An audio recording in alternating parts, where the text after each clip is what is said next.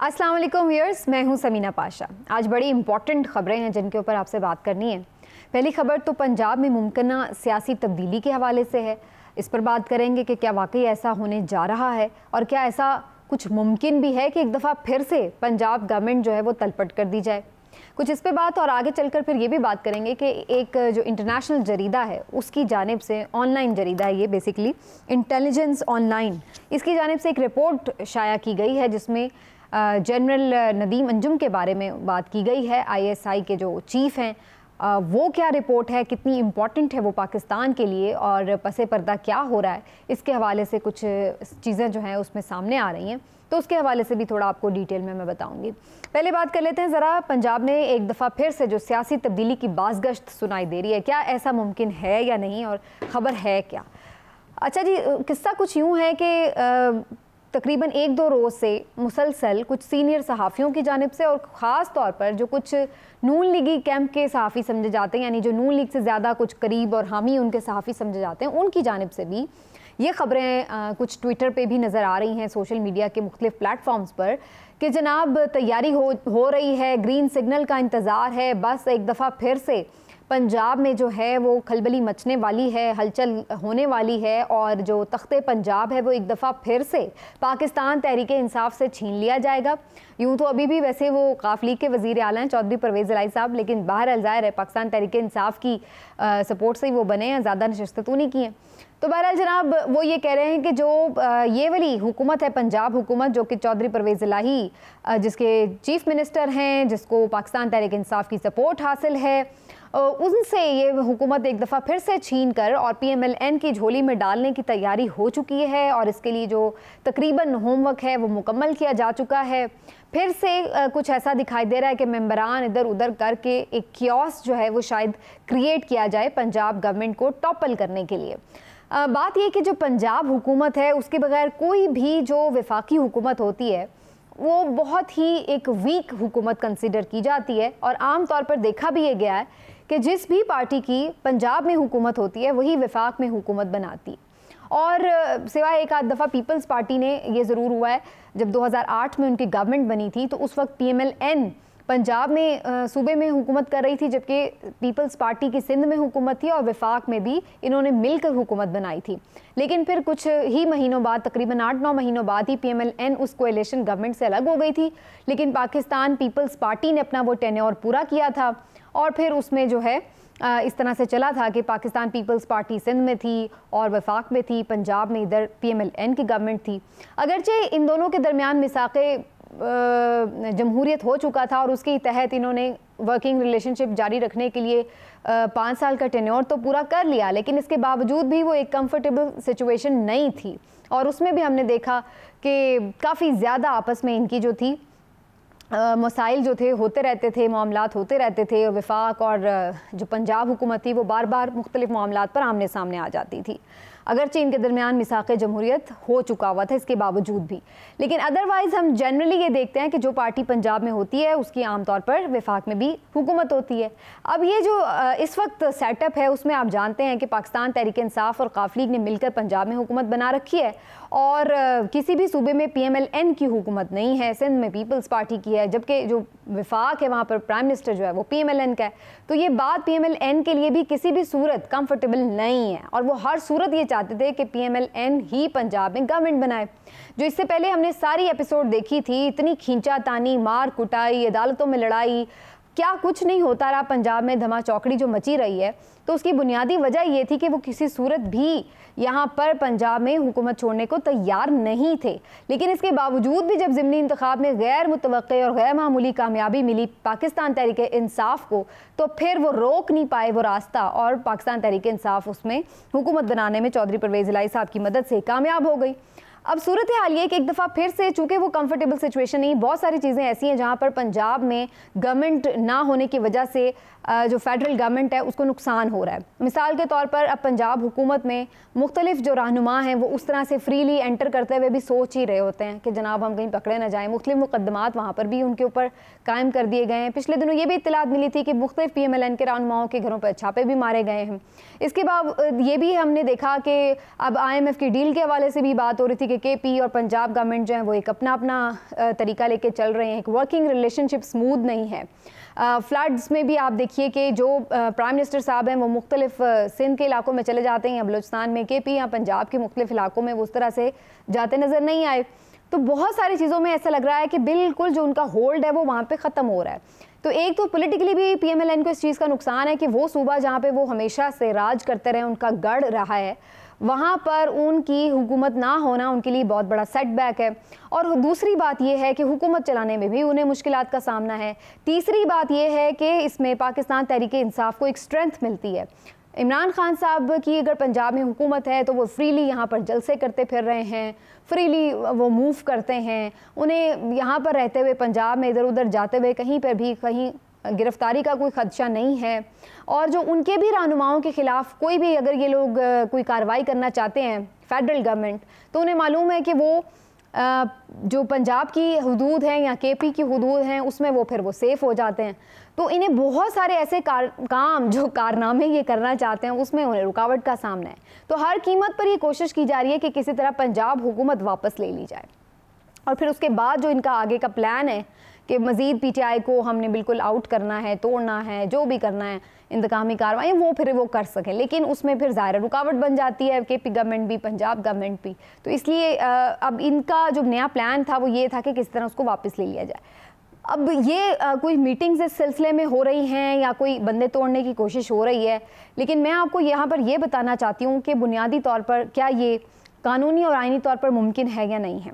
पहली चीज़ तो ये है कि इसके 3 रास्ते हो सकते हैं। नंबर 1,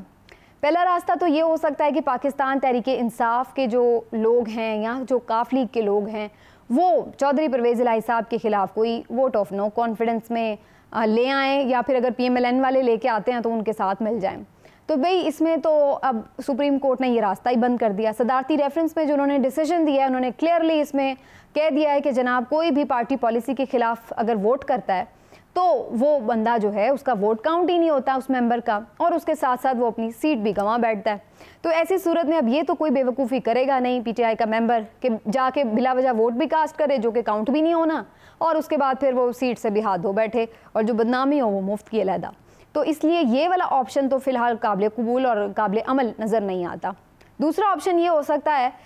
कि जनाब काफ लीग जो है वो ही यानी चौधरी परवेज़ इलाही साहब ही कोई एकदम गिरगिट की तरह रंग बदलें और जाके दोबारा PDM के साथ कोई गठजोड़ कर लें। ऐसी सूरत में ज़ाहिरी सी बात है अगर वो ऐसा भी सोच लें कि पाकिस्तान तहरीक-ए-इंसाफ की बजाय वो PDM की तरफ जाना चाहते हैं, तो इसमें परवेज़ इलाही साहब को क्या मिलेगा? मैक्सिमम क्या मिलेगा? वज़ारत आला, तो वो तो ऑलरेडी उनके पास है। एक वज़ारत आला उनके पास है, उसको छोड़ के वो उनकी तरफ से वज़ीर आला क्यों बनना चाहेंगे? नंबर 1। नंबर 2 ये कि उन्हें इस वक्त जिस लेवल पे वो चले गए हैं PMLN के साथ और इस हुकूमत के ख़िलाफ़, अभी आपने गुजरात के जलसे में ही उनकी गुफ्तगू सुनी है, मोने सिलाही की गुफ्तगू सुनी है, तो क्या अब दोबारा PMLN भी जिस लेवल पे उनके अगेंस्ट चली गई है तो क्या उनके लिए फ़ौरी तौर पर ये मुमकिन है कि वो दोबारा से फिर से आपस में शीरो शक्कर हो जाएं और मिल के बैठ के और कहें कि जी हम PTI को दफ़ा करते हैं और मिल के बैठ जाएं? तो ऐसा बज़ाहिर इन हालात में मुमकिन नज़र नहीं आता। आपको याद होगा कि जब इस दफ़ा भी पहले भी जब ये प्लान सारा हो रहा था इमरान खान साहब की गवर्नमेंट टॉपल डाउन करने के लिए, तो उसमें भी कितने सालों बाद जाके कहीं ये लोगों की दोबारा बातचीत शुरू हुई थी PMLN और चौधरीयों की। तो ये कोई इतना आसान नहीं है कि आज वो इधर बैठे हैं तो कल जाके उधर बैठ जाएं और इतनी जल्दी कल्टी खा लें। तो बज़ाहिर तो मुझे इसमें नज़र नहीं आती कोई सच्चाई। तीसरी बात ये कि वो भी इतने बेवकूफ़ नहीं है, उन्हें भी पता है कि सियासी तौर पर उन्हें कितना बड़ा ये डेंट पड़ेगा। अगर वो आज खान साहब की मकबूलियत भी देख रहे हैं, खुद जलसे भी देख रहे हैं, तो उसके बाद उन्हें पता है कि अगर इस मौके पे वो खान साहब को कोई धोखा देकर, कोई उनकी पीठ में छुरा घोंप कर जाके उधर चले भी जाते हैं PDM को, तो उसका उन्हें अल्टीमेटली कोई फ़ायदा नहीं होने वाला। तो इस लिहाज से भी ये कोई काबिल अमल सिचुएशन मुझे तो नज़र नहीं आती। और तीसरा जो इसमें ऑप्शन हो सकता है वो ये हो सकता है कि जनाब PTI के लोगों को ही इस बात के लिए कायल कर लिया जाए, या काफ लीग के लोगों को यानी हुकूमत के लोगों को इस बात के लिए कायल कर लिया जाए कि आप रिज़ाइन कर दें। रिज़ाइन इतने लोगों से करवा लिया जाए कि उस सूरत में जो PMLN और उसके इत्तेहादी हैं उनकी तादाद ज़्यादा हो जाए और फिर उस सूरत में वो कोई वोट ऑफ नो कॉन्फिडेंस ले आएँ और फिर वो खुद हुकूमत बनाने की पोजीशन में हो। लेकिन अगेन ये भी कोई एक देर पा हल नहीं होगा, क्योंकि उसकी वजह ये कि जितने भी लोग बिलफर्ज आपने 20-25 लोगों से रिज़ाइन करवा भी लिया तो उसमें भी फिर अगेन वही बात चली जाएगी कि फिर से ज़िमनी इंतखाब हों, फिर से देखा जाए कि असल में मेजॉरिटी किसकी है। तो ये तो फिर वही बिल्ली चूहे का खेल चलता रहेगा। तो फिर इस तरह तो कोई भी हुकूमत नहीं कर सकेगा। अगर PMLN ये समझती है कि इस तरह से वो हुकूमत कर सकती है तो ऐसी सूरत हमें इस सूरत में भी नज़र नहीं आती। तो बज़ाहिर ये ख़बरें ज़रूर मार्केट में फैल रही हैं, लेकिन ऑनेस्टली टू मी इन ख़बरों में कोई जान नहीं है, इसलिए कि ये प्रैक्टिकली आइन और क़ानूनी तौर पर तो फ़िलहाल पॉसिबल नज़र नहीं आ रहा। अब अगर साइंसदान हमारे कोई नया रास्ता निकाल लें तो वो अल्लाह बेहतर जानता है, वो करने में वो माहिर हैं। दूसरी जो चीज़ है वो जनाब मैं आपसे ख़ास तौर पर शेयर करना चाहती हूँ, वो इंटेलिजेंस ऑनलाइन की रिपोर्ट है, जिसमें वो ये कह रहे हैं कि जो पाकिस्तान की मौजूदा इंटेलिजेंस एजेंसी है, ISI के DG हैं जनाब जनरल नदीम अंजुम साहब, उनकी जानिब से उनके बारे में उन्होंने ये एक रिपोर्ट शाया की है, जिसमें वो ये कहते हैं कि नदीम अंजुम साहब जो हैं वो एक कुछ चेंज पॉलिसी में लाना चाहते हैं और उनका ये ख्याल है कि उनकी तैनाती के मामले पर जो तलखियाँ हुई, जो देरी हुई, जो कुछ भी हुआ उसको भुलाकर, उसको पीछे छोड़कर आगे बढ़ा जाए, मूव फॉरवर्ड किया जाए। और इसके साथ साथ वो ये भी चाहते हैं कि जो हमेशा से एक इल्ज़ाम लगता रहा है पाकिस्तानी एजेंसियों पर या अफवाज पाकिस्तान के कुछ हलकों पर कि जनाब ये सियासत में इन्वॉल्व होते हैं, तोड़ जोड़ करते हैं, सियासी इंजीनियरिंग करते हैं, तो इस चीज़ को उनका ख्याल है कि माइनस होना चाहिए। वक्त आ गया है कि इन चीज़ों से बिल्कुल पाक फ़ौज को पाक किया जाए और जो इसका प्रोफेशनल एक मकसद है, जो प्रोफेशनल ऑब्जेक्टिव है, उसी की तरफ वो ये फोकस करे। ख़ास तौर पर जो सिक्योरिटी चैलेंजेस इस वक्त पाकिस्तान को दरपेश हैं, और पाकिस्तान के दुश्मन बहुत हैं, इस बात का सबको मालूम है। अंदरूनी तौर पर भी सिक्योरिटी चैलेंजेस हैं, बैरूनी तौर पर भी सिक्योरिटी चैलेंजेस हैं। तो उनके बारे में ये कहा जा रहा है कि वो इस चीज़ पे फोकस किए हुए हैं कि अब जो नज़र है, जो फोकस है, ध्यान है, हमारा प्रोफेशनल अप्रोच है, वो यही होनी चाहिए कि हम अपने सिक्योरिटी चैलेंजेस पर नज़र रखें और पॉलिटिकल प्रोसेस से जो है वो ख़ुद को दूर किया जाए। इस जरीदे ने इस बात के तनाजुर में ये भी हवाला दिया है कि जो 17 जुलाई का ज़िमनी इलेक्शन था पंजाब में, वो इस बात का सबूत है कि पाकिस्तान के अफवाज पाकिस्तान के मुख्तलिफ हलकों ने अपने आप को इस प्रोसेस से दूर रखा और जो भी रिज़ल्ट आया उसको आने दिया, उसमें कोई भी किसी किस्म की मुदाखलत नहीं की, जिसकी वजह से हमें नज़र भी आया कि अगरचे बहुत सारे इमरान खान साहब के खदशात थे कि शायद उनको जीतने नहीं दिया जाएगा, रुकावट कर दी, इसके बावजूद भी वो अक्सरियती सीटें जीतने में कामयाब हो गए हैं। तो ये ऑनलाइन जो इंटेलिजेंस ऑनलाइन की रिपोर्ट है वो ये कहती है कि ये जो ज़िमनी इंतखाब का रिज़ल्ट था ये भी इस बात का मज़हर है कि अब इदारे में एक सोच पनप रही है और जो इसके हेड हैं वो ख़ास तौर पर इस सोच को लीड कर रहे हैं और एक खामोश इनकलाब की सूरत में वो एक इस तरफ लेके जाना चाहते हैं इदारे को। अगर वाकई ऐसा है, ये उनकी रिपोर्ट है, होपफुली हम अपने इदारों से उम्मीद भी यही करते हैं कि उनका जो भी कदम हो वो पाकिस्तान की बेहतरी और भलाई के लिए हो। और ये तो सभी सियासतदानों का एक मुतालबा है देरीना कि जो इदारे हैं वो अपने आप को पॉलिटिकल प्रोसेस से दूर रखें और जो पॉलिटिकल प्रोसेस है जैसे तैसे भी उसे आगे बढ़ने दें, ट्रू डेमोक्रेसी की तरफ इस मुल्क को लेके जाएं। तो ये बहुत ही खुशाइन बात हो सकती है इस सेटअप के लिए भी, इस सिस्टम के लिए भी, जो डेमोक्रेसी पाकिस्तान में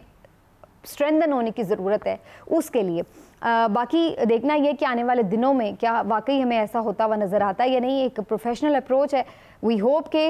इदारे की जो इस वक्त हमें नज़र आता है कि इमेज को नुकसान पहुंचा है और कुछ इस पर मुख्तलिफ तनकीद की जद में रहा है इदारा, उसके लिए ख़ुद अपने इदारे के लिए भी अच्छा है, मुल्क के लिए भी अच्छा है और मेरा ख़्याल से ये ख़ुद DGISI की शोहरत के लिए भी अच्छी बात है। तो वी होप के जो चीज़ें हैं वो बेहतर सिमत में जाएंगी और इंशाल्लाह हमें अपने मुहाफ़िज़ों पे पूरा यकीन भी है कि वो अच्छे फ़ैसले करें मुल्क व कौम की खातिर। इसी उम्मीद के साथ आज के व्लॉग को ख़त्म करते हैं। इंशाल्लाह फिर आपसे मिलेंगे। अल्लाह हाफ़िज़।